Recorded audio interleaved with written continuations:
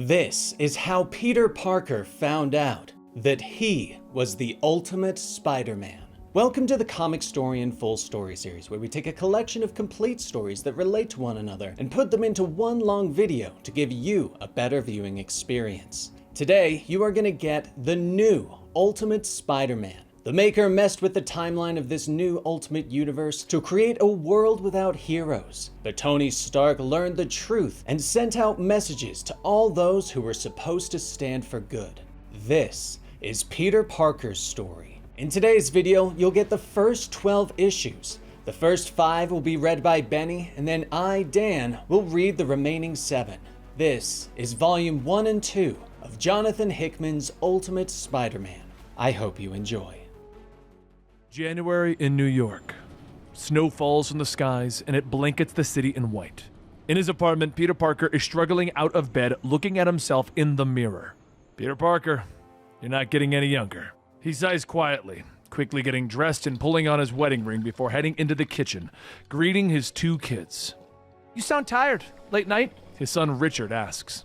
He kisses them both on the head and reaches for a pot of coffee that awaits him. "Thank God for Mom," he whispers. "Thank God for coffee, and I gotta say, Tiger, you look like you need it," Mary Jane says as she walks into the room. The 2 kiss, and she asks if he's been having trouble sleeping. Peter nods, taking some big gulps of the liquid. He turns back to his briefcase to see May reaching inside, pulling out a shiny silver ball. "Nuh-uh, not a toy, kiddo," Peter says as he takes it away from her. He promises MJ that they'll talk about what's been bothering him later, and he heads out the door to head to work. A short time later, Peter walks through the bullpen of the Daily Bugle. Everyone turns as J. Jonah Jameson comes barging out of his office. "Parker! Parker!" he bellows, but he stops as he passes Peter. "Oh, hey there, Peter. No time for chit-chat," he says with a smile before passing him. "Parker!" he continues to yell, finally stopping in the office of the managing editor of the paper, Ben Parker. "My ears work fine, Jonah. There's no need to yell," Ben says from behind his desk. Jameson smiles at his friend and asks if he needs the 4 o'clock meeting pushed back for his thing. Ben shakes his head, telling him that he should be there without an issue. Peter sticks his head through the door. "Here's your guy," Jonah says. "Hey, Ben, you ready to go?" Peter asks, and Ben nods, pulling on his jacket, and the 2 of them head for the door with Jonah stopping Peter. "Parker, hold on a second. Where's your tie?" Jonah asks. Peter looks down in shock and mumbles about not even owning a tie, and Jonah waves him off, pulling off his own tie from around his neck, tying it for the young man. Peter glances over Jonah's shoulder to see his retreating uncle. "How do you think he's doing, Jonah?" Peter whispers, and Jonah raises an eyebrow at him. "Have I ever told you about how much we love to sit around and talk about our feelings? Your uncle and I?" Jonah jokes, finishing tying the tie. "If you really want to know how your uncle is doing, you could always just ask," Jonah says as he waves Peter out the door. The 2 walk through the snowy streets of the city, heading towards the memorial. Peter finally works up the nerve to ask his uncle how he's feeling, pointing out how Ben has only said 1 word about how he's feeling or doing. Ben glances at him as they're walking, and finally, he speaks. "Peter, you were 15 when your parents died, and you came to live with May and I. We loved you unconditionally. We protected you. I tried to teach you about the world and prepare you for it, but one thing we never tried to do was replace your parents. Because we couldn't," Ben says, pointing out that Peter's parents died 20 years ago. "It's been a long time, but has one day gone by that you haven't thought about them? Is there one day that doesn't hurt that they're gone?" Peter looks at the ground. "No," he whispers. Ben nods and they continue walking towards the memorial. "Then I think you know exactly how I feel." They finally arrive at the memorial for the Stark attack. May Parker's name is written amongst all the others who lost their lives that day. A blind priest presides over the memorial, speaking about how it is sad that so many lives were lost that day, but those that were taken would want the rest to continue, to remember the good times that they had. Father Murdoch finally steps away, allowing Harry Osborn to speak, who lost both his mother and his father that day. Harry stands before the crowd, agreeing with Father Murdoch, but points out that memories alone aren't enough, that it is wrong that those lives were taken from them. Our future was stolen and exchanged with memories. It's just not enough, and I'm not sure any of us should be expected to live with it, Harry says in closing. Afterwards, Peter stands with his family for a few moments longer, promising MJ that he'll head home right after checking in at the office. Ben and Peter return to the Daily Bugle just in time to see Jonah standing before a board of directors meeting. He throws a handful of newspapers at them and storms out the door. "Ah, quit!" he shouts, walking past Ben and Peter, staring at them both. But before he leaves, Ben glances at Peter. "Go to your desk, Peter. Keep your head down. We'll catch up later," Ben says before walking into the meeting room and standing before the board. "So, did I miss anything?" he asks quietly. Robbie Robinson looks up from his spot and explains that Jonah was made aware of some editorial restructuring at the paper and wasn't a fan of those changes. But the board is aware of the complaints from advertisers about some of the paper's inflammatory content, and they were uncomfortable with how much the paper has been looking into the Stark terror attack. "So we're going to be making some changes on behest of both the board and the broader ownership in general," Robbie tells him. Ben looks at the newest member sitting at the far end of the table, flanked by an eye patch-wearing bodyguard. "Jameson's out. Now the paper needs new leadership. You are the obvious choice. It seems you've gotten yourself a promotion," Wilson Fisk says, revealing himself. "That's if you want the job, of course. If you can toe the line," he says with a smile. Ben smiles back for a moment before turning and walking out the door. He meets Jonah in the elevator as the old newsman just finished packing his desk. The doors behind them close as they leave the Daily Bugle behind. "So what are we gonna do now?" Ben asks his old friend. Later, Fisk and his bodyguard are heading towards their waiting car downstairs, and just as Fisk is getting into it, something flies out of the air, blowing up the car. The guard pulls Fisk to safety, looking up in shock to see an armored Green Goblin fly away on a glider. Close by at the bar with no name, Ben and Jonah sit at the table enjoying a few rounds of beer, deciding that they need to start their own paper. Get back to the roots that they love. "We'll do it right. We'll tell the truth," Ben says, and Jonah just laughs, and I'm pointing out that there is no truth in news and no news in truth. "How about this? We just promise not to lie." Jonah finally relents, and the pair are joined by Peter, who informs them that Robbie has been put in charge of the paper as of now. His job is still secure. Jonah finishes his beer and leaves the Parkers alone. Peter looks up at Ben and asks him a simple question. "Ben, I gotta know, how'd you do it?" Peter asks, wanting to know how Ben could so easily leave his job behind. Ben shrugs and explains that he doesn't have a wife and a family to care for anymore, so the choice was easy. Peter nods, looking at the table. "What's going on, Peter?" Ben asks, and Peter looks up at his uncle, finally admitting what's bothering him, explaining that he feels like something is wrong with his life. Like something is missing. Like he's supposed to be something more and he doesn't know what to do. Ben finally smiles at him and begins to stand, informing his nephew that he can't wait for something to happen, that he needs to take action. "I love you, son, but if you're walking around half asleep with your own life, it's time to wake up," he says, patting Pete on the shoulder and heading out of the bar. Later that night, Peter returns home, putting his kids to bed. He comes out to the living room and finds MJ waiting with a bottle of wine. They talk briefly about their day before MJ finally asks Peter what's been bothering him. Peter finally tells her that he needs a change. MJ supports him, pointing out that when she quit her job last year to start her own business, Peter supported her without question.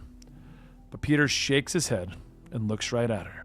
"No, MJ, I think I need to change," he says, and she nods, explaining that she's seen him walk around for years with a cloud over his head. "You put on a good face, but you're not satisfied with who you are," she says, putting a hand on his knee. "Do you know what you have to do?"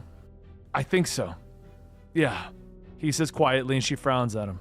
"Are things going to change between us?" she asks. "Never," he says immediately and confidently. She nods, standing, kissing him on the forehead. "Well then, that settles it. I'm going to bed and you, go get him, Tiger," she says before walking out of the room. Peter waits for a moment before standing. He reaches into his briefcase, pulling out the silver ball, and he walks to the roof of their building. At the top, the snow is falling on him as he looks at the ball, remembering last night. He was working late in the living room when the energy began to spark on the counter and the strange box appeared. As Peter reached out for it, more energy appeared and an image of Tony Stark was suddenly standing there. "Hello," If this has gone as I hoped, I should be speaking to Peter Parker, Tony says. I'm sending you this 6 months in the future. There was an attempt on my and my companions' lives, and we've only had seconds to escape before the orbital platform fired. Tony continues, shocking Peter with this knowledge of the terror attack. Tony continues, explaining that 20 years ago, a man known as the Maker came to their world and began to alter time, to make it so that heroes would never be born. That Peter was supposed to be bitten by a radioactive spider and he was going to gain superpowers. He then set up his own secret cabal and began to quietly control the world. I'm repeating this with others like you, and in 6 months, if I've done this correctly, I will exit this room and find an Earth that has regained its heroes, Tony says. He tells Peter that he was supposed to have a different life. You were supposed to protect the innocent, save lives, inspire citizens of this world to be their best selves. Instead, all of that was taken from you. These people stole your future. These people robbed you of your destiny. The question is, do you want to take it back? Tony finishes. Now back on the rooftop, the windy snow blowing around him, Peter taps the silver ball and it begins to transform in his hand. It reveals a small vial with a radioactive spider inside. I want it, Peter whispers, releasing the spider and allowing it to land gently on his hand. As the sun begins to rise over the buildings, Peter stands ready with a new costume from the silver ball. A new hero. May and Richard look down at a picture from the Daily Planet showcasing this new masked man swinging through the city. Yeah, I don't think it's real, Richard says, shaking his head and explaining to his sister May that it's probably fake. May turns to her father in the kitchen. Dad, Richard says it isn't real. What do you think? She asks Peter, who shrugs from his place of washing dishes and asks her what she thinks. I think this guy is scary and I don't like him, she tells her father, who smiles at his young daughter. Oh, well, in that case, I trust your brother, kiddo. He's pretty smart, Peter tells her. MJ walks into the kitchen, calling goodbye to her family as she heads for the door, but she stops for a moment to stare at her husband. Hey, Peter, have you been working out? And he smiles back. Maybe just a little, he says with a shrug. Later that night, Peter gets his nightly exercise in, swinging through the city, lifting buses over his head and sticking to walls. Since the spider bit him, his body has gone through amazing changes. The only problem being, he's not good at stopping swinging yet. He swings through the air, and after missing his landing, he slams into a water tower. He gets to his feet, shakes himself free of the impact, and muses over the fact that he can take quite a beating now. Could come in handy, he thinks to himself, as he looks out over the city. Meanwhile, Jameson and Ben Parker are enjoying a good steam, talking about how Wilson Fisk is not only hiding indoors, but also keeping these masked vigilante attacks against him quiet, while distracting the public with a different costumed character. Jameson nods as he looks at his friend. One is distracting while the other's a story, he muses quietly, and Ben nods, getting to his feet. Time to get to work, he says as he heads for the door. We still need a name, Ben calls over his shoulder, and Jameson sighs, getting to his feet, following his friend. I know, I'm working it out. But Peter is still swinging through the city, flipping through the air, and he finally sticks a landing. I did it! Nice, he whispers to himself, but he's still trying to decide what to do with these new powers. He's always felt like he was destined for something more. But does that mean that he's really supposed to be a hero? As he begins to ponder this, he turns his head. If only there was a sign, he whispers to himself, and he stops as he sees a heavily armored man standing in front of a rooftop entrance to a bank. The man lifts his arms and begins to power up the tech gauntlets that he's wearing. Let me guess, you lost your keys, Peter asks as he suddenly appears next to the guy, startling him. Or are you trying to break into the bank below? Peter continues. The guy turns, looking at Peter's costume, cocking an eyebrow at him. What are you supposed to be? He asks, and Peter laughs, pointing out that he was just asking himself the same existential crisis. And I'm pretty sure I'm supposed to be the guy that stops people like you. He finally finishes, and the big man nods, admitting that maybe Peter is right. He's grateful that he stopped him before he could do something wrong. Wait, seriously? Peter asks, mystified, and the big man nods. Yeah, seriously. He holds up a hand, offering to shake Peter's in gratitude. Sure, anytime, mister, Peter says as he takes the heavy gauntlet hand. The The big man smiles as the gauntlets charge up. "Just call me Shocker!" he shouts as he blasts Peter off of the roof, sending him flying into a dumpster far below. Peter lays there in the muck for a moment. "Ow," he finally says. A couple of hours later, Peter returns home, still clad in his new black suit. He moves through the shadows, pulling out a carton of ice cream from the freezer, and then sits on the couch with a sigh as the suit pulls away from his mouth. "Can't believe I fell for that. Idiot," he says to himself as he takes a bite of ice cream. He then looks up just in time to see his young daughter May standing before him, her eyes wide in shock at the scary man in her house. Tears begin to form as her mouth opens, and she's preparing a scream. But Peter makes the mask fully slide away, revealing his face as he rushes across the room, putting a hand over her mouth. "May, shh, it's me. It's okay. It's Dad," Peter whispers. May looks at her father in shock as he admits to her that he's the scary man. Though he isn't really scary at all, he was just bitten by a special spider that gave him powers. "Oh, you got bit by a magic spider?" May asks in surprise, and Peter pulls his daughter in for a hug. May sniffs at him, pointing out that he smells like garbage. "It's because I was in a dumpster," he tells her as she pulls away, covering her nose. "Mom's gonna be mad," May tells him, and Peter offers her a spot on the couch and the carton of ice cream.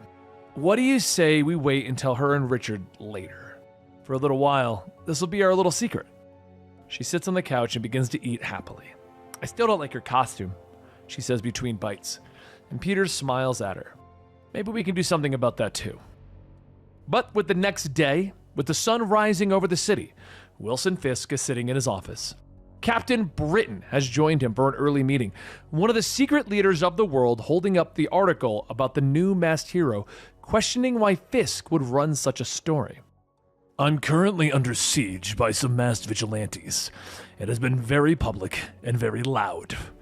So I'm giving the people a better story to follow," Fisk explains from behind his desk, but Captain Britain shakes his head, explaining that the way the new America works is that Fisk can only keep what he can control. He needs to get his city in order. "And so you get to play the king, Mr. Fisk. For as long as you can hold on to your kingdom," Britain says, motioning to Bullseye, reminding Fisk to use everything at his disposal. The next night, Peter is sitting atop a statue, high above the city. He's texting Mary Jane, explaining that he's going to be home late from work and not to wait up. And then he smiles down at the pictures of the family that she sends him. That's when he hears a crash nearby and his mask slips back over his face. Peter lands on a nearby rooftop to find Shocker stealing more money. "Hey there! Fancy us running into each other again," Peter tells him, and Shocker hits the roof with a blast, but Peter flips away and webs his face. "Who are you?" Shocker snaps as he rips the webbing away, and Peter rushes in, slamming his fist into Shocker's gut, doubling him over. "Oh, come on. We've covered this already. I'm the guy who stops people like you." Shocker throws up his hands, begging Peter to stop his attack, explaining that his wife is sick and he needs the money to pay for her operation. And Peter looks at him for a simple moment. "Is that true?" he asks, but Shocker's gauntlets have powered up and he smiles.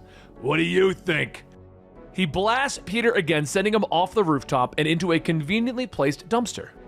Shocker laughs, leaping away into the night, unaware that he's being watched by the Green Goblin. Shocked by his own misfortune, Peter returns home to find a quiet apartment. On the fridge is a drawing of a red and blue spider that May drew for him. Peter smiles down at it. He still isn't sure if he's cut out for the superhero stuff, but he might give it one more try. MJ and Richard stand at the door of the apartment, staring at Peter and May. "I don't know. I think they're up to something. What do you think, Richard?" she says to her son, and Richard agrees. But the two finally head out the door for a day of shopping after Peter wisecracks back on them. Peter smiles at his young daughter. "You wanna?" he asks with a raised eyebrow. She nods her head vigorously. "Yeah," she says with joy. It's only a short time later that May and Peter are up on the roof, her with her own makeshift costume, and Peter shifting the color scheme of his. "Well, I think it's gotta have a spider on it. It's still kind of scary, Dad," May says as Peter adds a spider symbol and webbing onto his black suit. He shifts it so that he then has a red hoodie over the suit. "Like this? Less scary, more cool?" But May grimaces. "That's not cool, Dad, at all. You're so old," she says, and he shifts through several more designs until he finally settles on red and blue. "Oh, I like it!" his daughter shouts with glee. Peter motions to the city behind them. "You want to take it out for a spin?" It's only moments later that the pair are swinging through the city, with May weeping with joy as she sits on her father's back. Later, Ben and Jonah are staring at their new office, grimacing. "This place is a dump," Jonah comments. "Yeah, but it's our dump," Ben says with a sigh, pointing out that he spent exactly what Jonah allowed him to. Behind them, the door swings open to reveal Peter standing with a potted plant. "Wow, this is not great, guys," he says as he walks in, offering them the plant as a warming gift from MJ. "She sent it over to liven up the place, and boy, can she pick 'em. Just look at what it does to the room. It's like a whole new dump," he jokes, turning and noticing their news board, where the pair have been tracking the costumed attacks against Wilson Fisk. "What is this?" Peter asks, but Jonah shakes his head, explaining that since Peter still works for the Daily Bugle, they don't feel comfortable sharing information about a story with him. But Jonah then thinks about it for a moment. "I suppose that there could be a quid pro quo situation. We might be able to give you a little information," he says quietly. Peter smiles, asking how can he help. "Has there been any chatter over at the Bugle about a guy wearing a green suit waging a personal war on the Fisk organization?" Jonah asks point blank. Peter rubs his head and explains that Robbie thinks that there's a story there and has been trying to pursue it, but the other higher-ups at the Fisk organization have been squashing the idea, pushing Robbie to cover up the costumed hero that's been swinging around the city as well. Ben steps forward, motioning to the map, pointing to every place that the green figure has been attacking Fisk. "Classic good guy, bad guy situation?" Peter asks, and Ben shrugs. "Or bad guy, bad guy. After all, it is the real world, not some fairy tale. We shouldn't jump to conclusions," Ben says, staring at the map. And that gives Peter an idea. Later, he stakes out one of Fisk's locations as Spider-Man. He sits for a moment wondering what one is supposed to do to pass time on a stakeout. He realizes that the reason that people eat so much on stakeouts is there's nothing else to do but watch and eat, watch and eat. He messes with his webbing and eventually it starts to rain, so he has to make webbing to hide his head. "I hate this," he thinks to himself. More hours pass and Peter finally decides to give it up. And just as he's about to leave, an explosion rocks the building. Peter turns in shock to see a Green Goblin chasing after a black-clad man with a bullseye on his forehead. "Look at you, going after Mr. Fisk, pretending to be a predator," Bullseye jokes, as he leaps into the air, whirling around, throwing a metal playing card that stabs into the Goblin's bomb, causing it to explode. The explosion knocks the Goblin from his glider, sending him crashing into the rooftop. The Goblin snaps as he gets to his feet in his metallic suit. He rolls over, firing a beam from his wrist launcher, but Bullseye dodges it, tossing more playing cards. "A killer loose in the world, an actual predator." He laughs as he slams into the Goblin, laughing that the Goblin thinks that he could do any serious damage by going after Wilson Fisk. "I work for the real masters of the world, the real power. I'm paid by the invisible hand to strike down those who forget their station, and I'm good at it." Bullseye raises a card to deal the killing blow, but a web wraps around his hand, and he turns to see Spider-Man watching them from the scaffolding. "Now, boys, if you can't play nice, maybe you shouldn't play at all," Spider-Man says, cracking a joke as usual. Bullseye whirls on him as he rips away the webbing. "Well, I guess it's my lucky day. I get to eliminate two problems at once," he says as he turns, tossing more playing cards. Spider-Man leaps out of the way, though easily avoiding them. "You're gonna have to have better aim than that," Spider-Man tells him. "I wasn't aiming at you." He motions to the scaffolding that he just sliced through. Peter turns as the metal begins to twist and warp, and then begins to fall on him, trapping him beneath it. "Are you alive? I hope you are, and I hope it hurts real bad," Bullseye says, taunting him as he stalks forward. But that's when the Goblin hits him from behind. Bullseye turns, tossing more cards that slice through the Goblin armor, bringing a cry of pain from the Vigilante. Goblin falls to his knees, and Bullseye moves towards him. "I'd tell you to make your peace, but that ain't how this is gonna go," Bullseye says, preparing to make the killing blow, but that's when Spider-Man is there, leaping in, punching Bullseye hard and knocking him to the ground. "You okay?" the Goblin says, and he thanks Spider-Man for his help, calling his glider. "Who is this guy?" Spidey asks as Goblin cuffs Bullseye, attaching him to the glider, allowing it to fly away. I don't know yet, the Goblin explains. And he informs Spidey that they can't bring Bullseye to the police since Fisk owns most of the police. So then what are you gonna do? Spidey asks as they watch the glider fly the villain away. Same thing as every day. What needs to be done? The Goblin tells him. Goblin then looks at Peter's suit, tapping a button on his armor. Suddenly there's a voice. Suit pairing enabled. Connecting. The voice calls out as Peter looks around in surprise. He hears the suits connecting and a voice announcing that it's deactivating. What? No! No deactivating! No deactivating! Peter shouts as the mask slides away from his face. He turns in surprise as the Goblin's helmet slides away to reveal Harry Osborn. The two stare at each other for a moment before introducing themselves. Well, Peter, I don't know if you've noticed or not, but the world is a strange and dangerous place these days. Do you want to get a drink? You want to talk about it? Harry asks with a smile. Peter stares at him for a moment longer before nodding. Sure, he says quietly. It's April, New York City. Mary Jane and Peter stand at a fancy bar in the city. Are you sure this is a good idea? MJ asks as Peter takes a sip of his drink. He shrugs at her and smiles. At least it gives us an excuse to get out of the house. Dress up a little, he tells her, and she nods agreeing, complimenting him on his attire. But they're interrupted as their dinner guests arrive. There he is. Sorry I'm late, Harry says as he walks up, introducing himself to Mary Jane. Peter has told me all about you. Honestly, he won't shut up about it. The man's obsessed, I think, Harry says with a smile, motioning them to a table and congratulating MJ on the new business that she started. I love it when people bet on themselves, Harry tells them, and Peter points out that Harry said his wife would be joining them. She had a business thing uptown. Here she is now, Harry says as he motions to the blonde woman walking towards them. MJ, Peter, this is my wife, Gwen Stacy. Harry tells them, and Gwen comes forward apologizing for being late, shaking both of their hands. The group sit down at the table, and they begin to enjoy their meal, with MJ and Peter explaining that they haven't actually been out since before the kids. Do you two have any? MJ asks Gwen, but she shakes her head. Children? No. I'd like to think that I'd be a good mom, but none for us yet. We're considering it, though. She explains, and Harry nods, telling them that they've decided to hold off on children due to the way the world is. Sure, I get it, MJ says. The conversation then shifts to MJ's new business, and she explains that she started a PR firm after working for several others and not liking to have to spin awful stories for awful clients. I'm on a retainer at Damage Control right now, and last week I started helping out at Peter's uncle, Ben Parker and J. Jonah Jameson's paper. They're starting their own news outfit, she explains, telling the group that they've decided to name the group The Paper.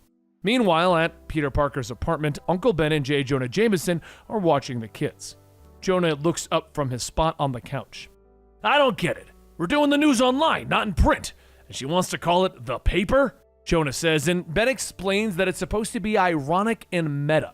But Jonah still grumbles about it. Finally, May looks up from her place on the floor with her toys. Uncle Ben? Is he going to be leaving soon? She says, glaring at Jonah. Back at the restaurant, they moved on to dessert. Harry seems surprised that the old reporters are starting a new news outlet, commenting on the world's news media and how it's a closed system and it's going to be difficult for them. I don't know. Depends on what they cover, how deep they dig, Gwen adds to her husband's comments, pointing out that the stories that the Daily Bugle has been running on the new masked vigilante are a little obtuse and they don't get down to the point of the masked man.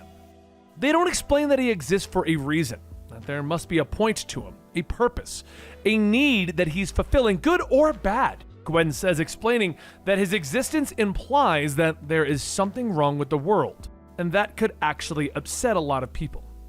I can see that you've thought about this quite a bit, Peter notes, and Gwen nods, taking a sip from her wine. People need heroes, Peter.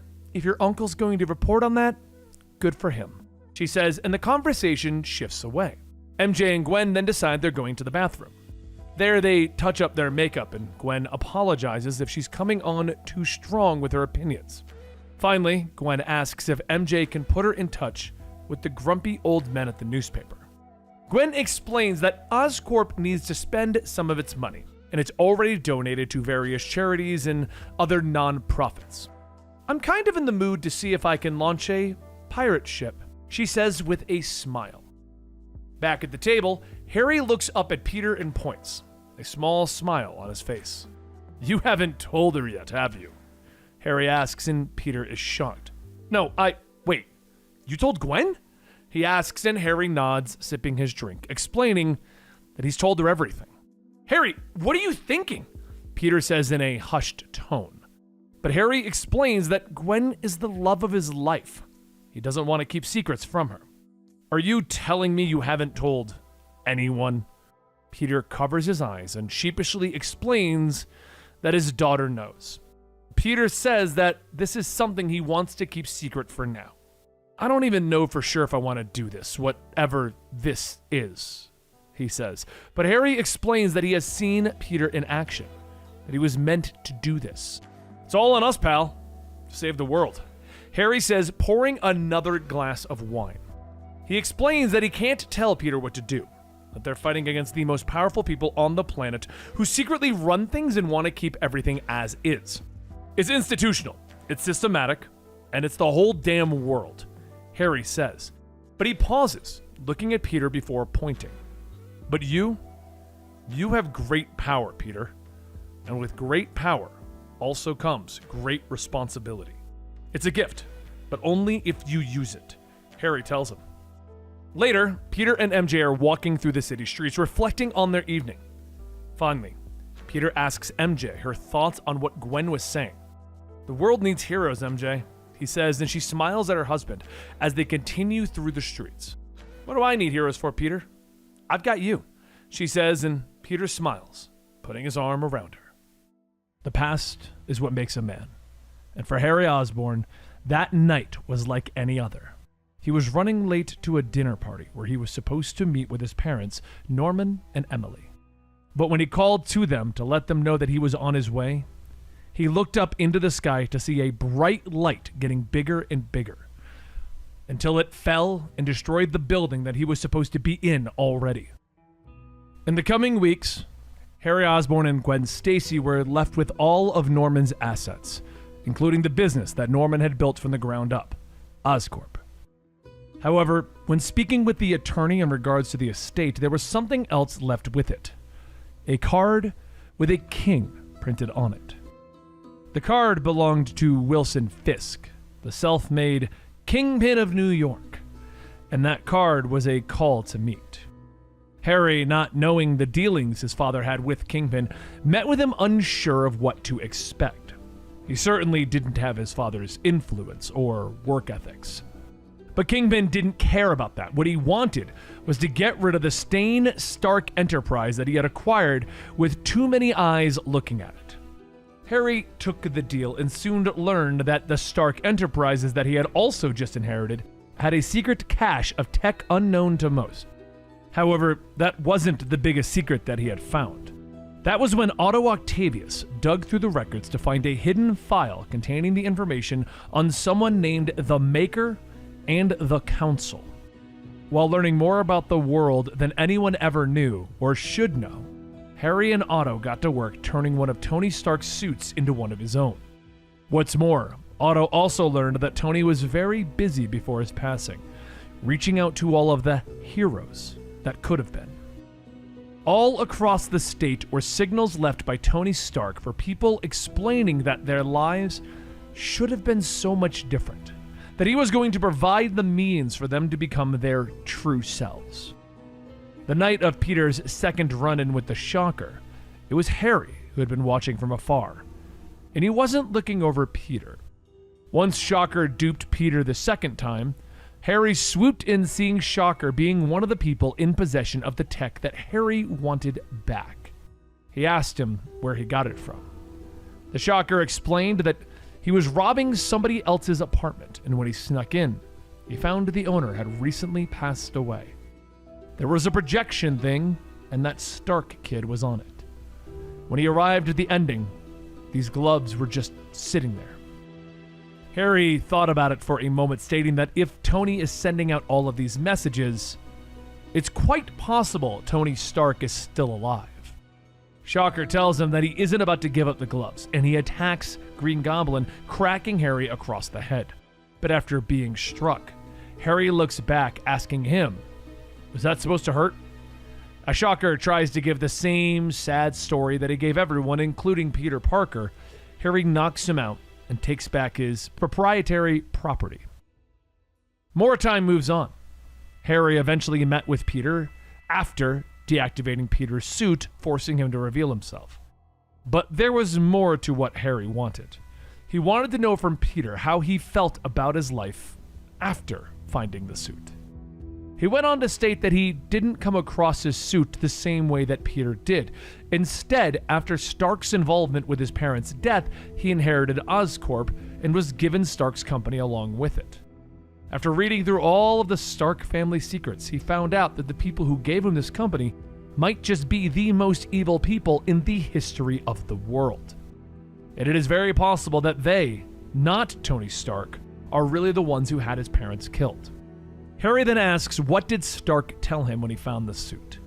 Peter tells him that he said that he was supposed to be a hero. As soon as he heard those words come out of Tony Stark's mouth, he could feel it in his bones that he was right.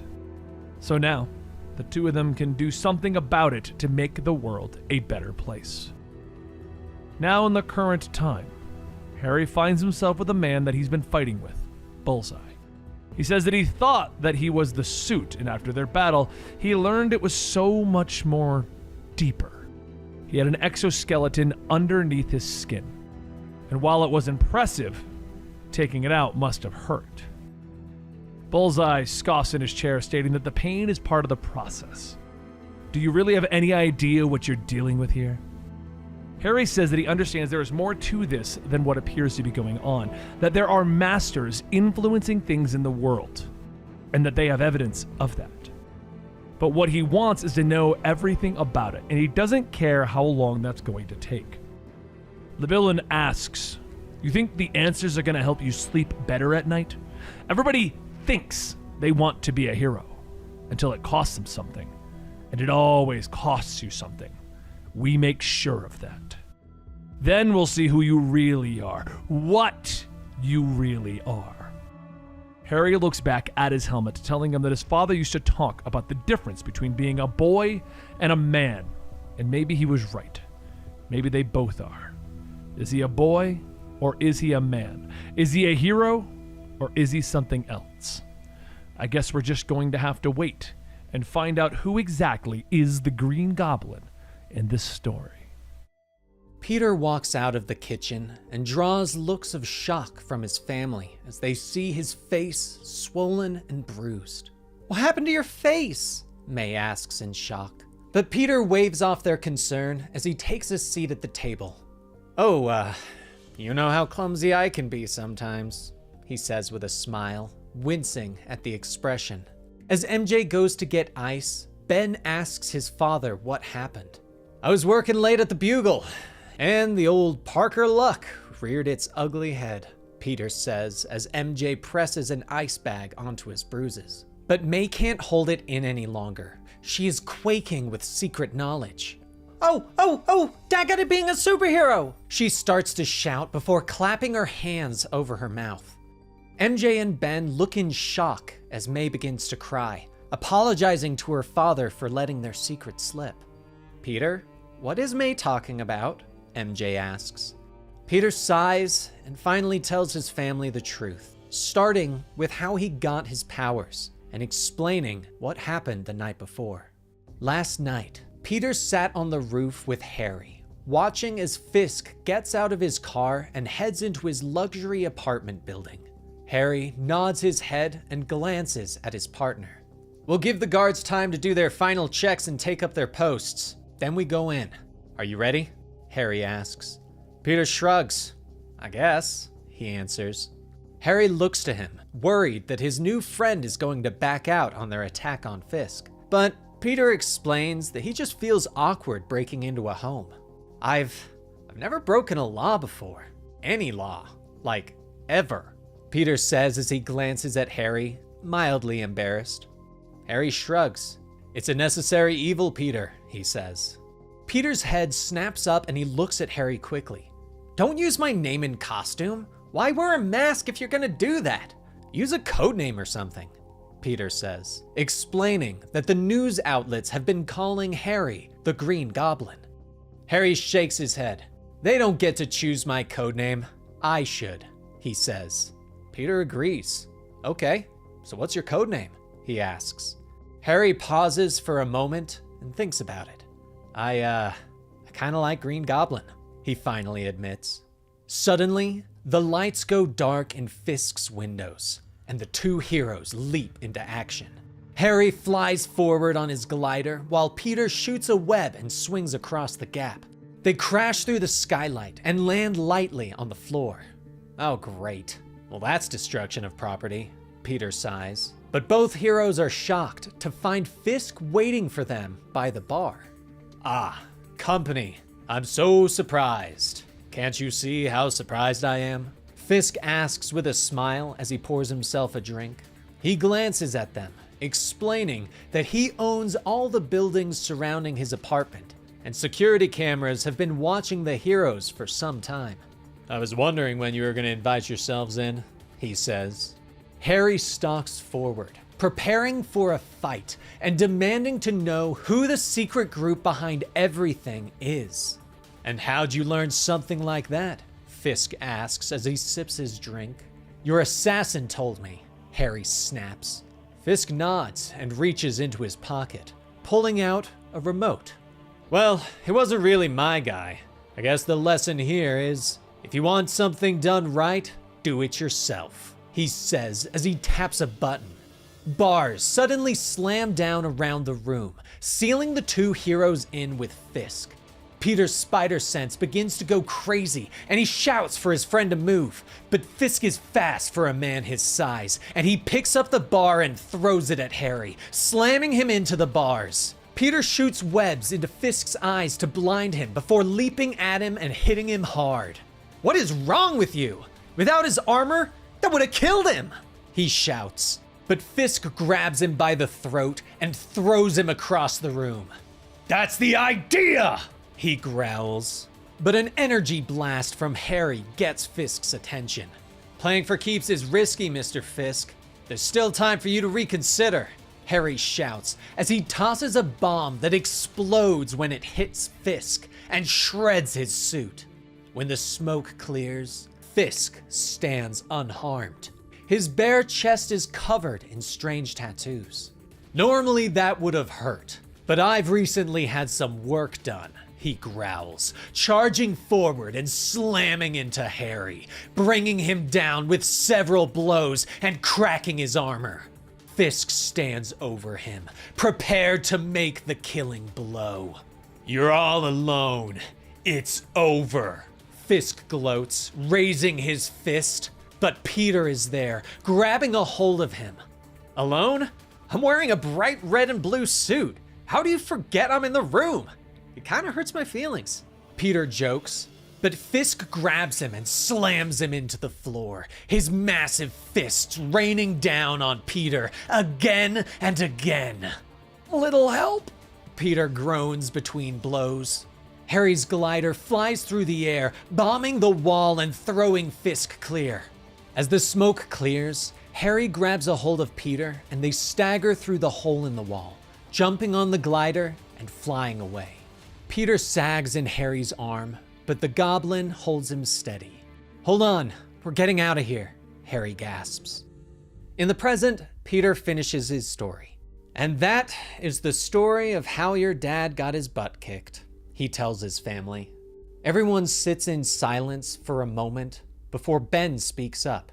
Hold on, isn't that illegal, Dad? He asks. Peter nods and points to his son. Yes, exactly. That's what I've been saying, he says in exasperation. But Peter does explain that Fisk is a bad man who does bad things. May looks at him with worry, asking her father if he has to fight him again. Well, we can't just let him do bad things to good people, Peter tells his daughter. They all stand, with Peter telling his kids that they need to keep all of this a secret. MJ finally ushers them off to bed and explains that the parents need to talk. Left alone, the pair stands awkwardly in silence for a moment. So, I'm afraid to ask, but how mad are you? Peter finally asks. But MJ shakes her head, explaining that she isn't mad, just confused why he didn't tell her. Though, she admits that she is proud of him. He glances at her, catching her staring. You want to see the suit, don't you? He asks with a smile. Oh yes, I most certainly do, she replies. He transforms before her eyes, appearing in his costume. What do you think? He asks. She walks around him, giving him an appraisal once over, her eyes lingering. Oh, I think this definitely works, she says with a smile. Though she admits that he does need a codename. Yeah, I was thinking about that, but I have no idea, Peter says. MJ looks at him in surprise and points to the spider symbol on his chest. Isn't it obvious? You're Spider-Man, she tells him. Oscorp Industries. Dr. Otto Octavius rises up on his platform, admiring the Green Goblin armor. It's a beautiful thing, don't you think? Otto whispers. Below him, Spider-Man takes a bite of his sandwich. Sure, I guess, he says with a shrug. Peter glances at Harry, who quickly explains that Otto is one of the smartest men working for Oscorp. Otto nods, turning around and looking at the pair. This suit is a work of art. Complicated, but elegant. I think I finally have my head wrapped around it, Otto explains. Otto explains that both of their suits are Stark Tech, but were built using two different types of engineering. He motions over his shoulder at the Green Goblin armor. Harry, your suit is a dedicated piece of sophisticated hardware. Top of the line. I'd call it the perfect war machine, Otto says, explaining that they can customize it to the exact type of battle suit that Harry needs. But then he turns to Spider-Man as the hero takes another bite of his sandwich. But this Picotech of yours, it's beyond that. It's highly adaptable, transformative. It's going to take some more time, Otto says. He steps forward and pokes a needle into Spidey's hand, taking a small sample of the Picotech. Otto places the sample on his desk before turning back to the pair, explaining that both suits work independently but are on the same network. He smiles at them both and looks at his notes. But here's the amazing thing. Both suits have been running in a kind of safe mode. They both have an onboard AI that you can use for combat analytics, life support, even higher function problem solving, Otto tells them. He taps the pad and explains that they just need to map the AI and give them a profile. Think of it like a personality. I've prepared several archetypes, he says, looking at Spidey, who shrugs. I like to talk to myself, Spidey says. Otto turns to Harry, who is staring at the armor.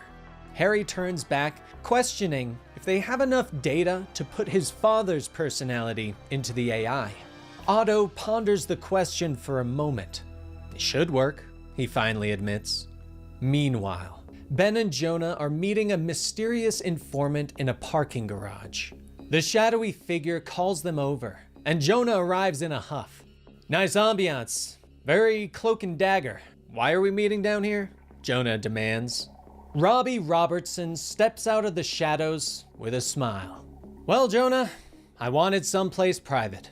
This is private, he says. Jonah begins to complain about his back and knees and having to go up and down so many stairs, but Ben cuts him off, asking why Robbie wanted to meet. What you got for us? Ben asks. Robbie hands them an envelope, and the two men look through the papers, both getting excited. Ben, this is, Jonah begins to whisper. Ben nods and looks back at Robbie, wondering why he is giving this information to their fledgling news source. Both of you know this isn't getting published at the Bugle, Robbie points out. The pair ask why he doesn't leave and come join them. We just got some money from a rich lady. Why not come and join our cause? Ben asks. Robbie shakes his head, explaining that he will eventually, but right now, he can act as the inside man at the Bugle. Meanwhile, a hovercraft buzzes over the city. It doesn't show up on any radar and lands on a building that technically doesn't exist. a black hole in the system of New York. The doors open and Bullseye motions to Captain Britain. "The building's locked down and the surrounding area is secure. You've got a 20-minute window, sir," Bullseye says over the drone of the engine. Captain Britain heads inside, finding Wilson Fisk in a lavishly furnished stateroom. The Kingpin is staring up at a painting of the Maker. "I never met him," Fisk says softly as Captain Britain enters the room. Britain nods as he joins the Kingpin. "It's not surprising. I always got the sense that he didn't like the people," he points out. The two get to the point of the visit, with Britain asking what happened to the agent that he sent. The agent that seems to have been lost. "I didn't lose him. He just decided to up and disappear," Fisk explains, detailing that all the footage of the attack was lost when the attackers used a localized EMP. "A pity," Britain says as he pours himself a drink from the bar. He takes a sip and looks back to Fisk.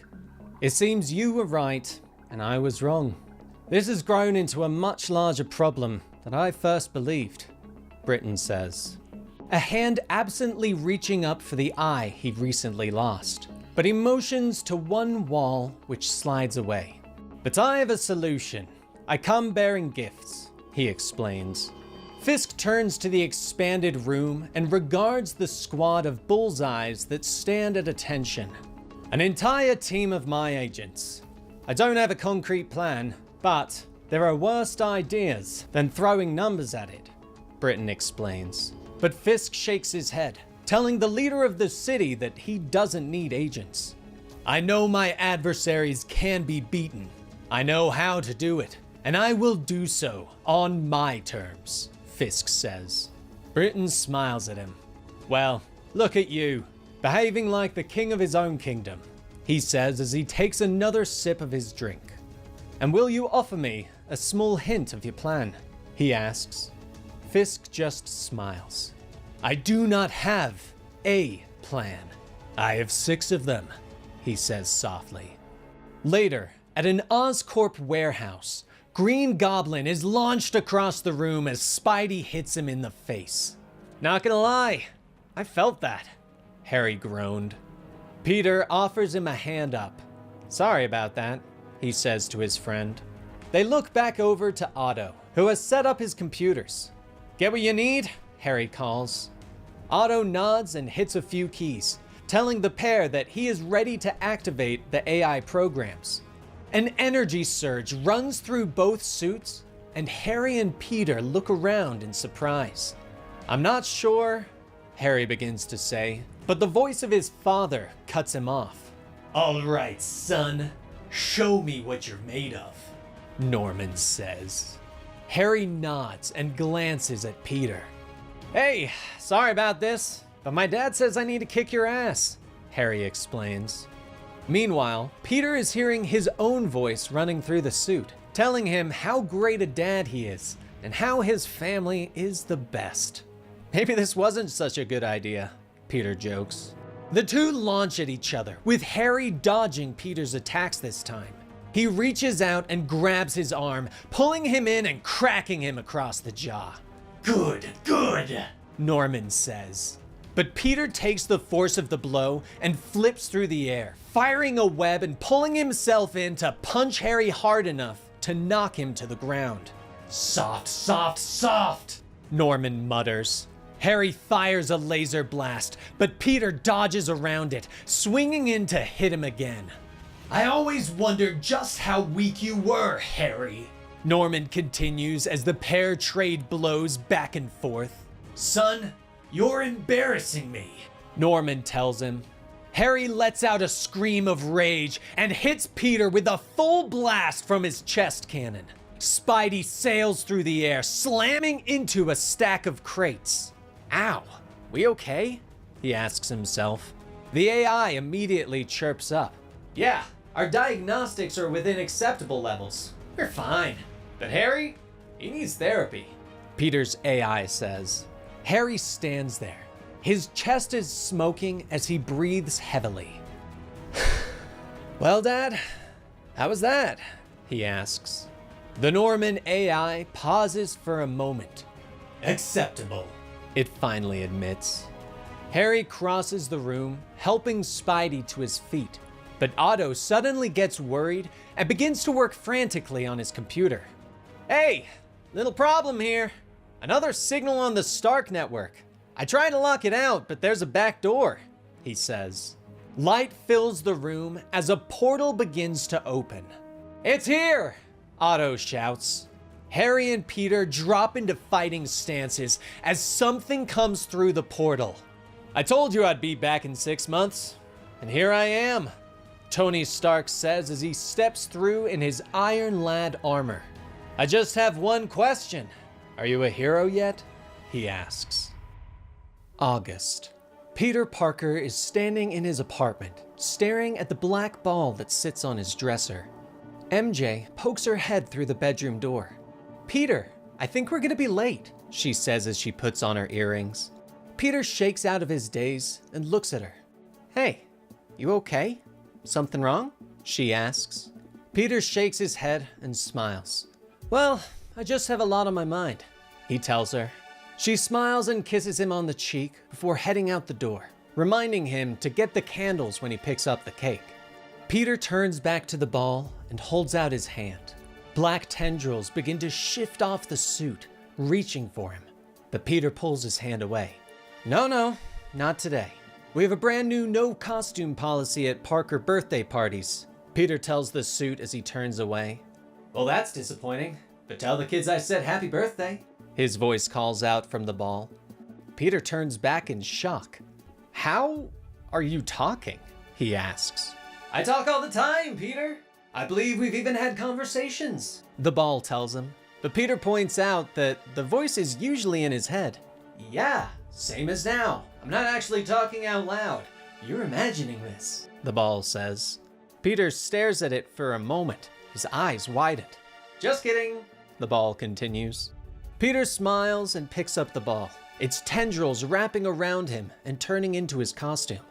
What else can you do that I don't know about? Peter asks, staring down at his own reflection in the shiny black material.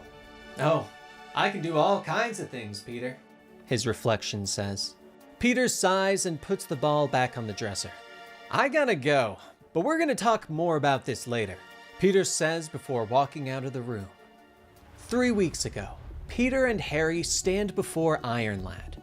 Okay, I have a question about my suit, Peter says, raising his hand. Iron Lad looks at him. Oh yeah? That's the first thing you want to ask me about?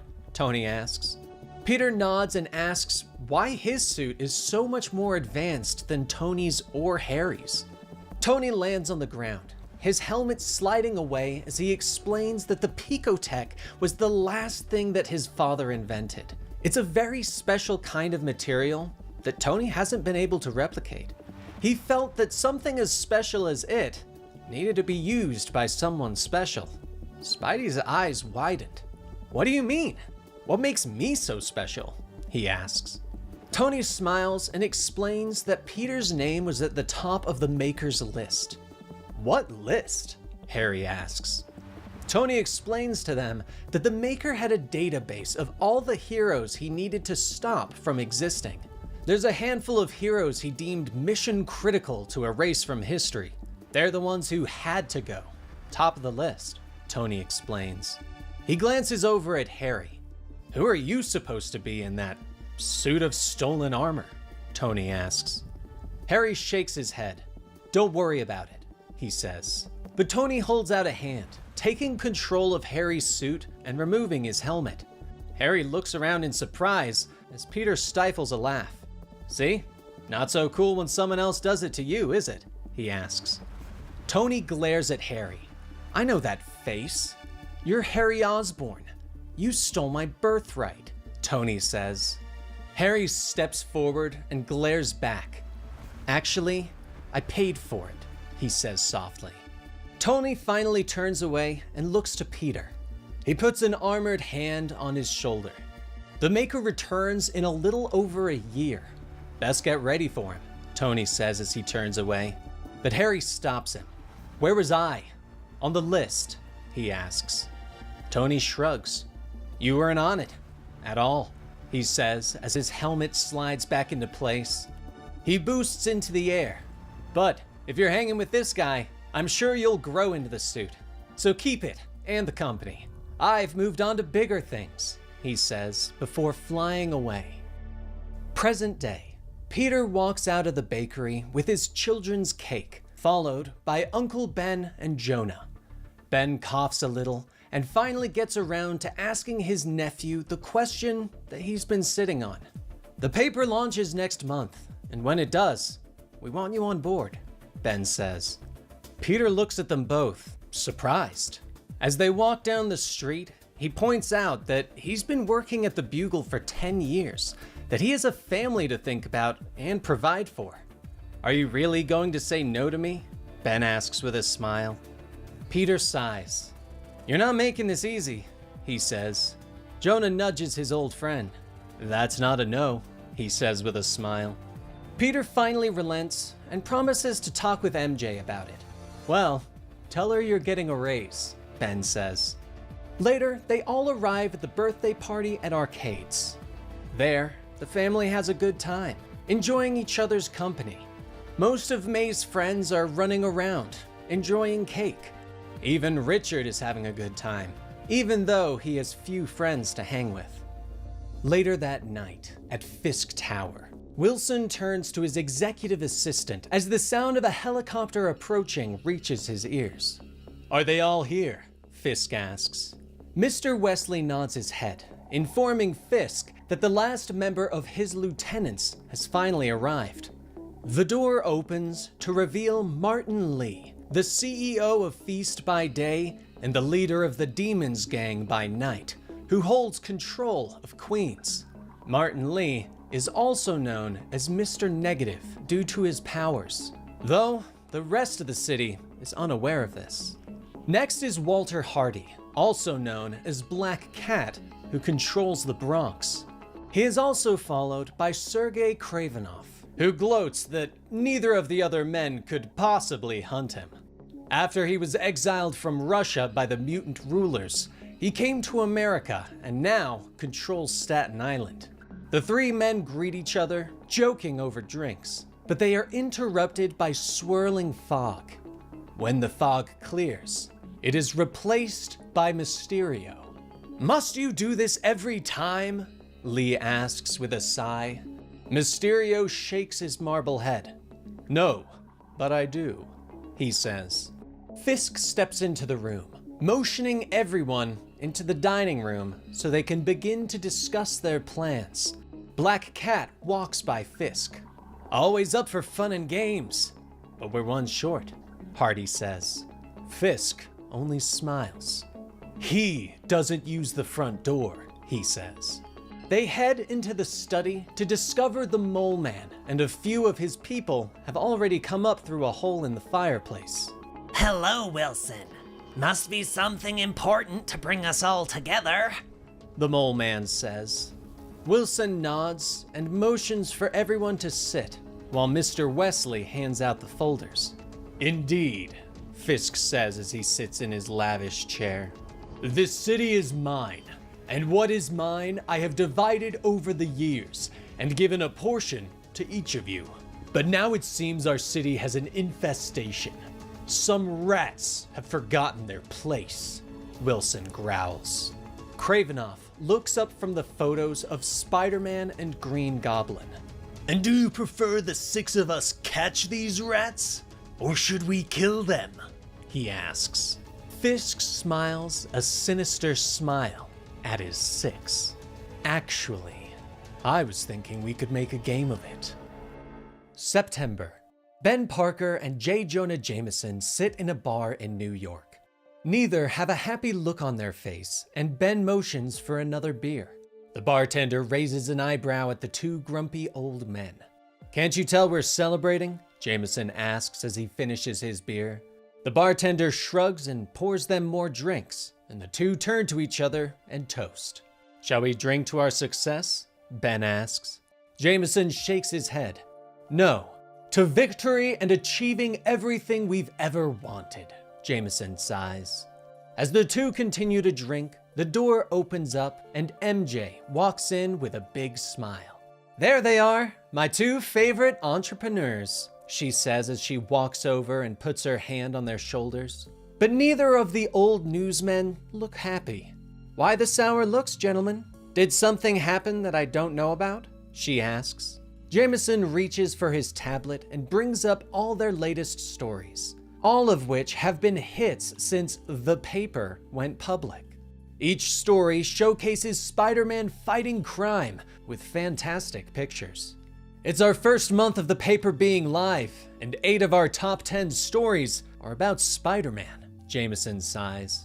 Ben nods, chiming in that they want to report real stories that no one else is talking about. But all they've been reporting is sensationalism. MJ smiles.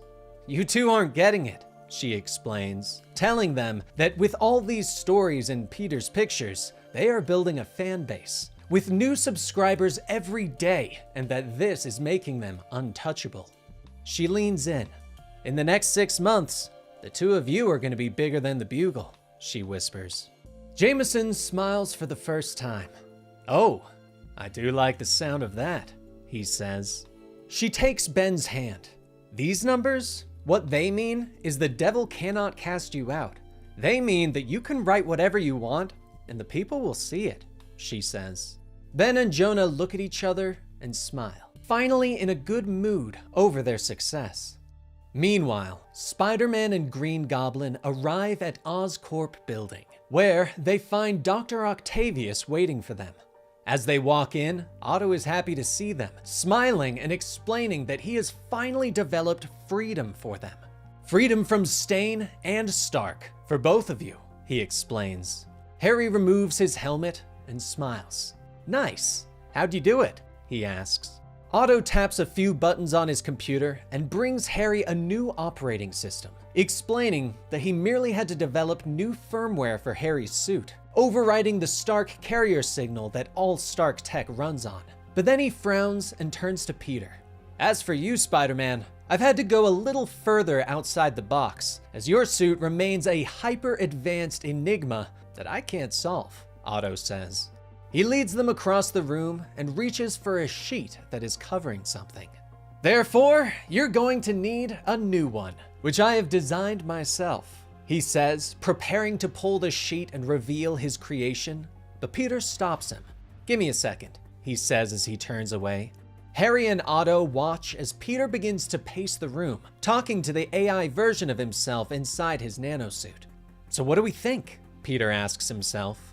AI Peter doesn't like the idea of sitting on the sidelines, but also isn't a fan of Stark being able to track them. "So what do we do with you?" Peter whispers. "I'll bet you a limitless credit card whose balance gets paid off every month that the good doctor tries to keep me," the AI Peter responds. Peter turns back to Otto, asking what he plans on doing with the Picotech suit. Sinister shadows almost seem to play across Otto's face. "I was thinking the best thing we could do would be build some kind of containment cage for it. That seems like the safest choice. Plus, it would give me more time to figure things out. You know, play around with it a little bit," Otto says.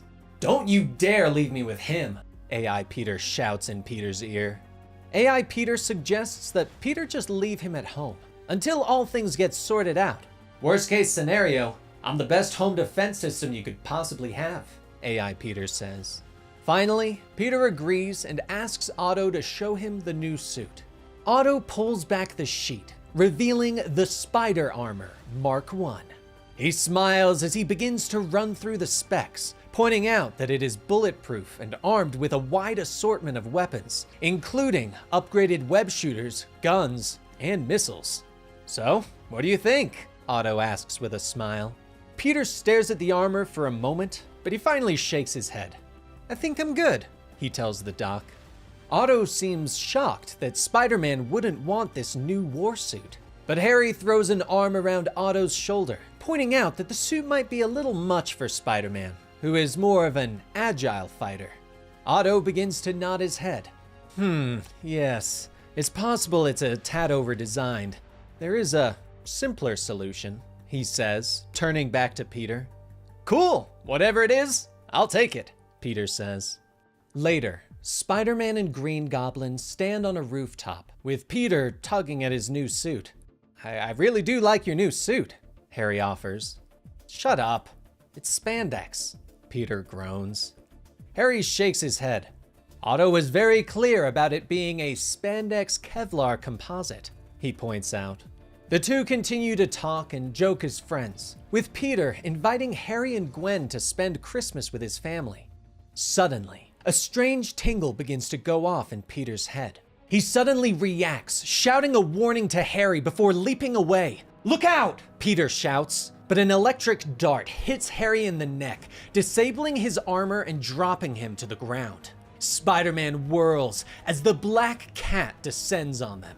He better be okay, Spider-Man growls as he drops into a fighting stance. Black Cat shrugs, a smile playing across his lips as he paces across the rooftop, unfurling a whip from around his waist. I'd worry about myself. You're both in the same boat after all, he says. Spider-Man narrows his eyes at the crime lord. You know, it's not polite to start a fight without introducing yourself, he quips. Black Cat nods and prepares himself. His muscles are tightening, ready to fight. I am the shadow in the night, a whisper of a dream. My enemies call me the Black Cat, the man says. He moves quickly, lashing out with the whip and cracking it against Spider-Man's chest, tearing through his new suit and cutting into his skin. The whip comes back and lashes out again, but Spider-Man is ready this time, leaping and flipping over the attack. But the whip slashes through the support struts of a water tower, bringing it crashing down on Spidey. The hero rolls away as the water pours over him, and Black Cat stalks forward, rolling up his whip and wrapping it around the hero's throat. He pulls it tight, cutting off Spidey's airflow. The Kingpin of New York has called together all its captains to play the great game. You and the Goblin? You are both prey and prize, Black Cat hisses. Peter gasps behind his mask, struggling for air. Your lives are forfeit, Black Cat says with a smile. Peter continues to gasp and struggle. And what do you get? He demands. Black Cat shakes his head. That is none of your business, he hisses. But Peter grabs him by the arms, twisting himself free and throwing the criminal away. Well, I guess that gives me something to live for. He jokes as he shoots webs to pin Black Cat to the roof. Black Cat struggles for a moment before giving up. He slumps into the webbing. I suppose living is for the young, and I am an old man. This day has been coming for some time. Go ahead, get it over with, he says. But Spidey doesn't know what he's talking about. You are going to kill me now, aren't you? Black Cat asks. Spidey stares at him for a moment before shaking his head. Of course not. Don't be ridiculous, he says. Spidey turns back to Green Goblin, tapping his friend on the helmet. Hey, are you okay in there? He asks. But he doesn't see Black Cat behind him, pulling out an energy blade and cutting through the webbing. The villain stalks forward, prepared to take Spider-Man's life. But at that moment, Green Goblin's armor reboots. Look out! Harry shouts, pushing Peter out of the way and firing a blast into Black Cat's chest, sending him over the edge of the building. The old criminal screams as he plummets towards the pavement below. Spidey and Goblin rush to the edge of the roof and stare down at the fallen foe.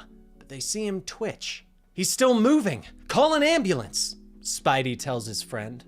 Minutes later, they watch as the EMTs put the Black Cat in the back of an ambulance.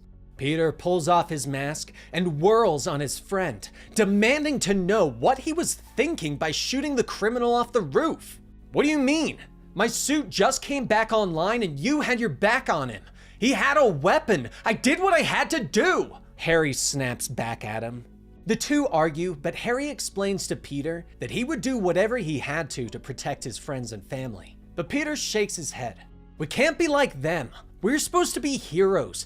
We're supposed to be better than them, Peter tells him. Peter finally smiles. Well, just so you know, you're still invited to Christmas, he says. Harry smiles and throws an arm around Peter's shoulder. I'll get the kids something cool. I'm thinking something spandex, Harry says as they walk away, and Peter sighs. Harry, you just might be the worst best friend a guy could have, he jokes. October. A chill has settled over New York City, but Ben Parker meets Jonah at the car with a smile and a coffee. But Jonah is a grumpy man in the morning and gets in the car. Ben explains to him that there might be a break in the story they're writing as they begin to drive through the city. They arrive at a country club on Long Island, where they slip inside and find Mr. Wesley, Wilson Fisk's lawyer, eating his lunch and going over paperwork. Mind if we sit? Ben asks. Wesley looks at them in surprise and explains that he normally eats alone, but Jonah pulls out a chair and sits down with a big smile. That's okay, we don't have long and I assume the service here is a little slow, Jonah says. Wesley shrugs. Actually, the service along with the food is excellent. I do suppose the security could be better, he points out. Ben introduces the two and explains to the lawyer that they are writing a story and were hoping that he could help them. He puts down a folder, opening it to reveal paperwork that shows the Stark Stain Company was sold for an amount of money that was authorized by Fisk. This paperwork shows the authorization of the sale to an offshore company that's owned by another offshore company, and so on and so on, Ben points out.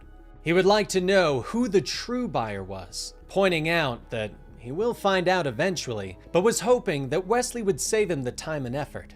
Wesley adjusts his glasses and shakes his head. If that's what you're really looking for, then you need to look somewhere else, he says. He glances over the reporter's shoulders as the club's security finally arrives and escorts the two gentlemen out. 1 week later, Ben and Jonah are continuing the work, running down the real buyer behind the purchase of Stark Stain. Finally, Ben has figured it out, and Jonah pins a piece of paper on the board, taping the name Oscorp. 1 week after that, the pair find themselves at the headquarters of Oscorp Industries, where they meet with Gwen Osborne, wife of Harry Osborne and financial benefactor of the paper.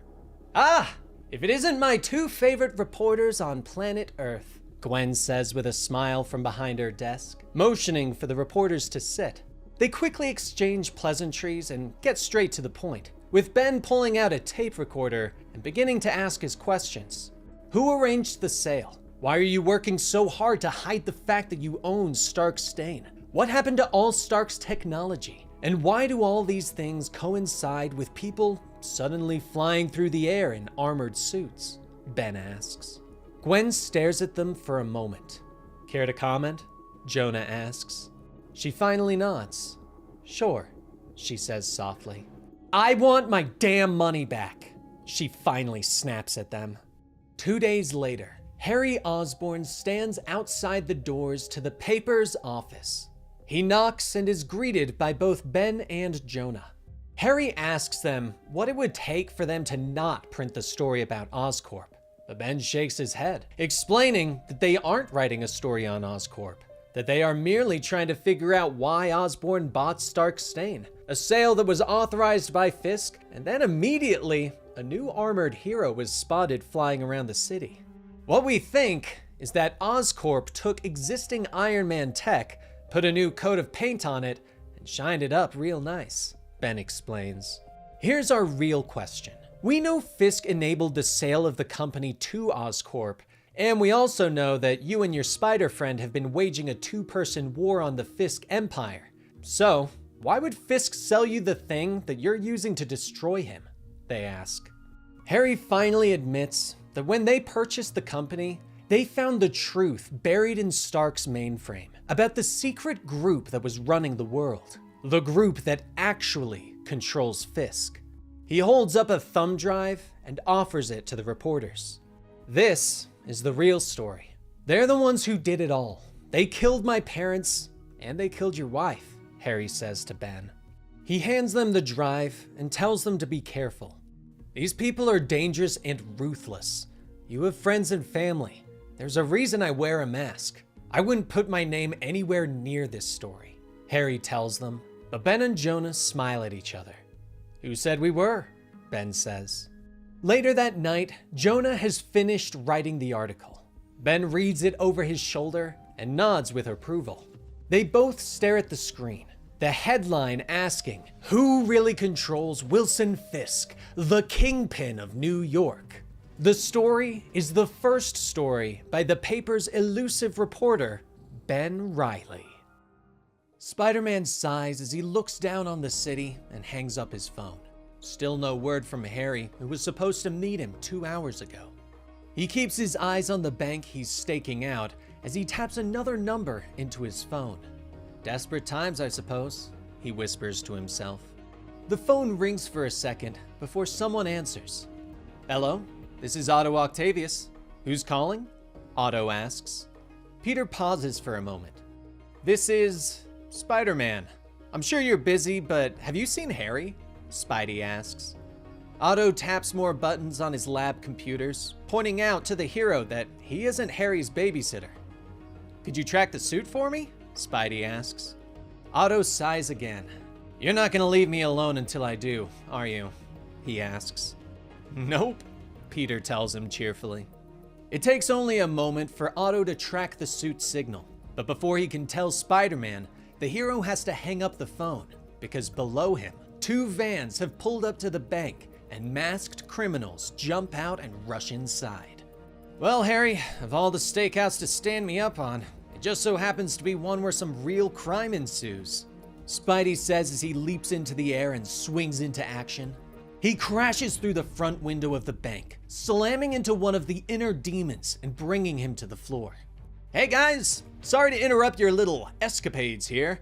And sure, everyone has a problem with banks these days, but are guns really the answer? Spidey quips.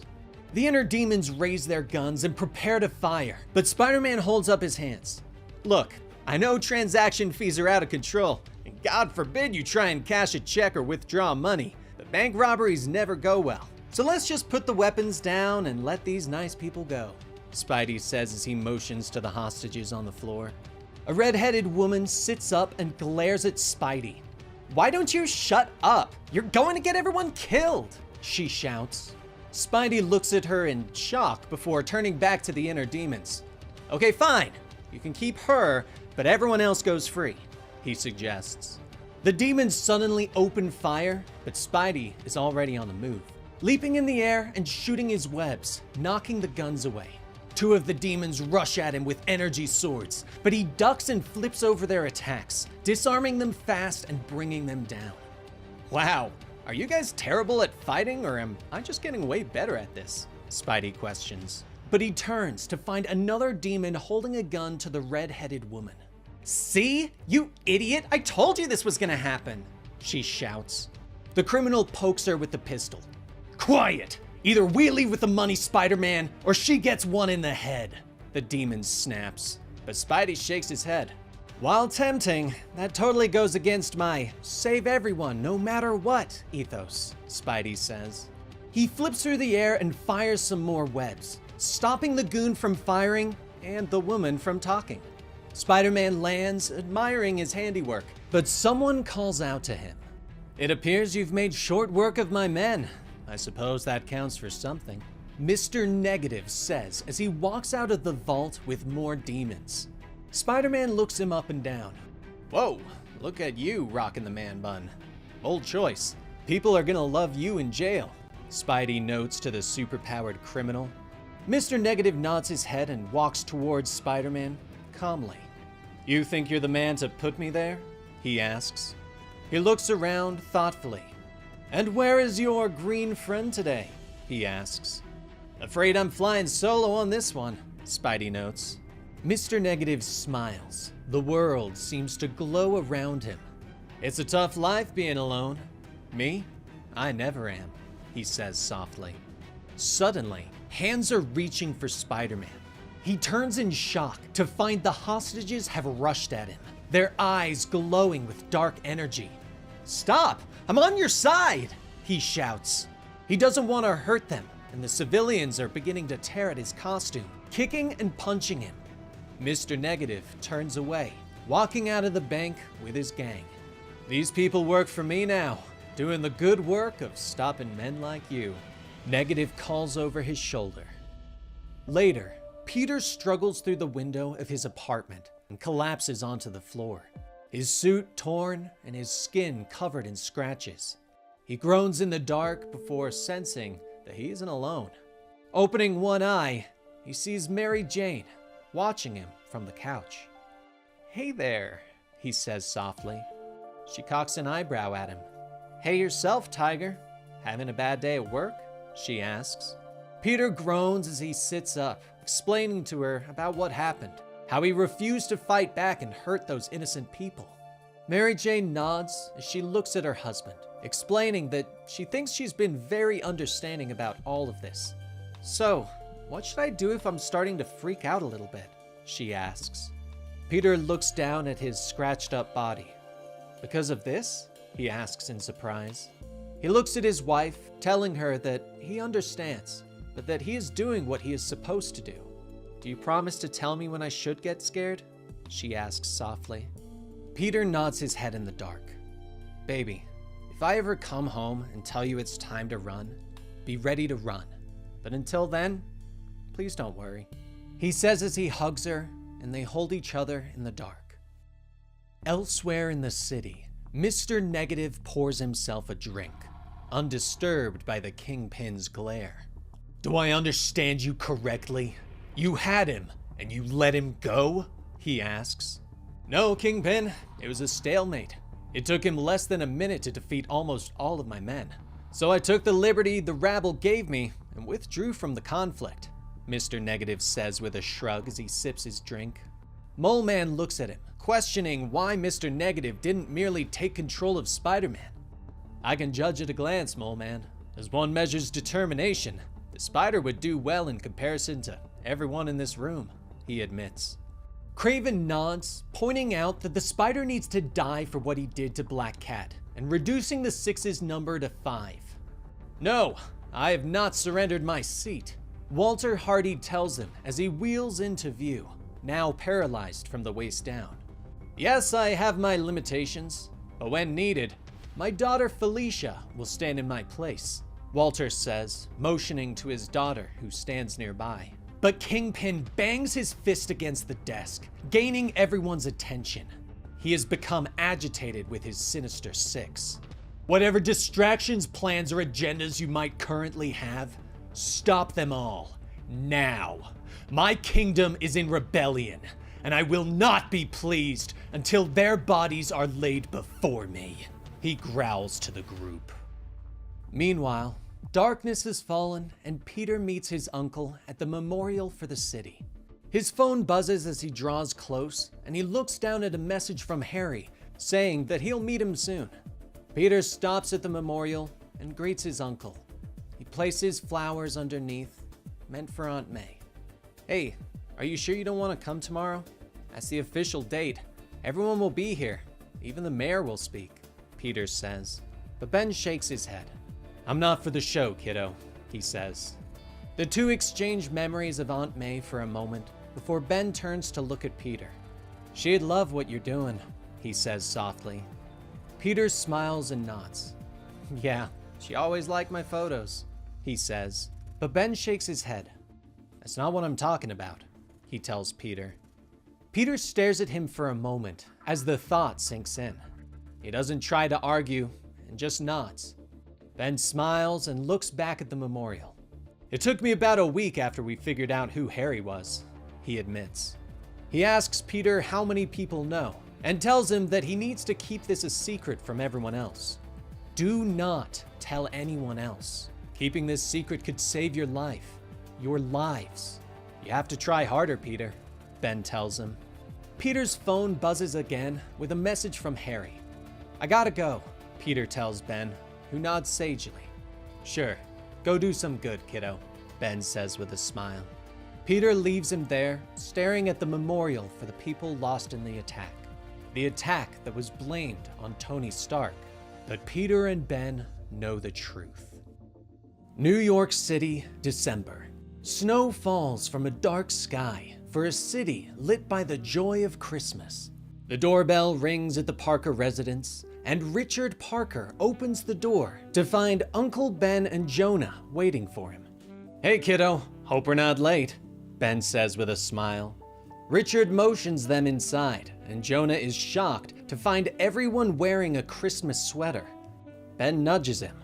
"Just like I said, Christmas sweaters are a requirement for friends and family," Ben whispers to him. But Jonah reaches up and adjusts the Santa hat that he is wearing. "Enough!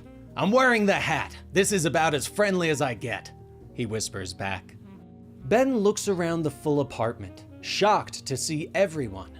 Richard nods and motions to Great Aunt Anna, who comes every year, but he points to Aunt Gail, who his mom hasn't spoken to in years. "So, that's a good thing, right?" Ben asks.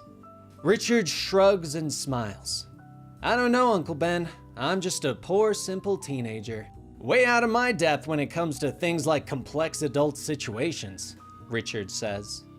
Suddenly, there's a commotion from the kitchen. "Mom, please don't touch anything! I've got it under control!" MJ shouts. Richard motions towards the kitchen. "Speaking of, Grandma's back from one of her trips," he says. Jonah seems confused. "Grandma?" he whispers. "Madeline Watson, world traveler, 3-time widow, occasional mother," Ben whispers back at him. In the kitchen, Madeline stands next to her daughter and motions to the several plates of food on the counter. "I'm just saying, Mary Jane, this is a lot, but if you don't want my help," she says with a shrug. But Mary Jane just waves her off, though she admits that she might have overdone it with the amount of food that they have. But May is tugging on her sweater. "Hey Mom, can I play games on your phone?" she asks. MJ nods and hands over the device. "Just let me know if someone calls, all right?" Mary Jane says as she sighs and stands. "I meant it's a lot of work for someone who doesn't cook." "Won't cook, can't cook, whichever it is," Madeline says. But MJ shakes her head, explaining that the food is catered and she just has to heat it up. While the two continue to talk in the kitchen, Madeline's eyes wander to where Uncle Ben and Jonah are talking. "How's Ben Parker doing? After everything that's happened, is he seeing anyone?" she asks. MJ is shocked at her mother, but Madeline shrugs and explains that everyone moves on in time.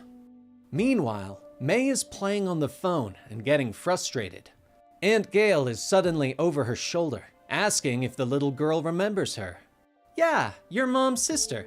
I've seen lots of pictures," May tells her. "But you don't actually remember me, do you?" Gail points out. But MJ is there, reminding her sister that she hasn't shown up since May was 2. "So don't act like it's on her that she doesn't remember you," MJ says. The two women step away from May, who continues to play her game, and MJ asks her sister why she finally came to a family gathering. "Why show up after all this time?" MJ asks. Gail shrugs. "You can't just be happy to see me?" she asks. MJ nods. "I am happy to see you, if you can finally apologize for what you did," she says. But Gail shakes her head and tells her sister that she doesn't know what MJ is talking about. "Oh, you don't know? You don't think telling me that I was wasting my life because I married the wrong guy, and then saying that having kids was making all of those mistakes permanent isn't something you need to apologize for?" MJ demands, raising her voice in anger and gaining everyone's attention. Gail pauses for a moment. "I just thought you could do better," she says softly. The party continues on, with Ben talking to Aunt Anna and Madeline. "I hope those two can work things out," he says as he motions to the girls. Anna nods sadly. "Me too, because she needs it. Gail's getting divorced," Anna admits, explaining that Gail hasn't told many people. "Oof, divorce, never fun," Madeline admits, looking to her daughters. In the kitchen, MJ is venting to Peter, who is nodding along with everything that she says. MJ keeps talking, not even waiting for Peter to offer any words of encouragement or understanding. Finally, after venting, MJ nods her head. "I don't want it to be this way. I have to hope for something better, right?" MJ asks, turning back to her husband. Peter smiles at her. Yeah, of course. Thanks, you're the best. She tells him as she hugs him and kisses him on the cheek. She heads back out into the living room and grabs Gail by the hand, leading her to the kitchen. I want to be clear about something. I love you, but this nonsense between us has to stop. I want it to stop, but you have to meet me halfway, MJ says, asking why Gail finally showed up after all these years. Gail sighs and looks away. I found out Douglas was having an affair. I'm getting divorced, Gail says, explaining that not only has it been going on for years, but that several of her friends knew about it and didn't tell her. May comes over to MJ to tell her that Gwen is calling, but MJ waves her away, telling her to just let it go to voicemail, and she turns back to her sister. So you need support? Someone to talk to? MJ asks, but Gail shakes her head. She tells MJ that she came because she wanted to feel better, hoping that MJ's boring life would make her happy, but she shakes her head, explaining that MJ seems so happy that Gail wishes that she could have something like that. Finally, Gail apologizes for all the things that she said years ago, and MJ smiles and hugs her sister. I forgive you, but don't do it again, she whispers. And so the night continues on, with everyone happy and celebrating, and Peter smiling silently from the kitchen. But the phone buzzes again, and May rushes over to her mother. "Mom, Gwen's calling again," she shouts. MJ finally takes the phone and steps into the bedroom. "Hello, Gwen?" she asks.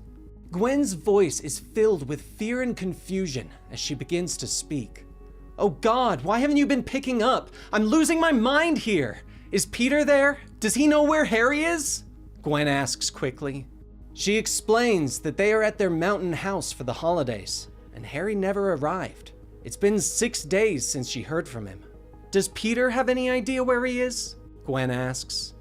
MJ turns around to find Peter standing silently behind her. "Peter, did you hear what Gwen was saying? Do you know where Harry is?" she asks, reaching a hand out to her husband. But Peter is no longer solid. His skin and clothes are made of the goo that his suit is created from. "Oh my God, you're not Peter," MJ whispers as the black goo comes away with her hands. "Where is he? What did you do?" MJ asks. Peter turns around and looks at her, a smile on his face, the pure black of his eyes staring at her. "Merry Christmas," he whispers. And there you have it, the first 2 volumes of Jonathan Hickman's Ultimate Spider-Man run. I'll link the next part in the description below, but let me know your thoughts in the comments below. And if you enjoyed this story, please give it a like and share it with your friends. And be sure to subscribe to get notified when more videos go live. I'm Dan with Comicstorian, and we will see you next time. Rest in peace, Benny.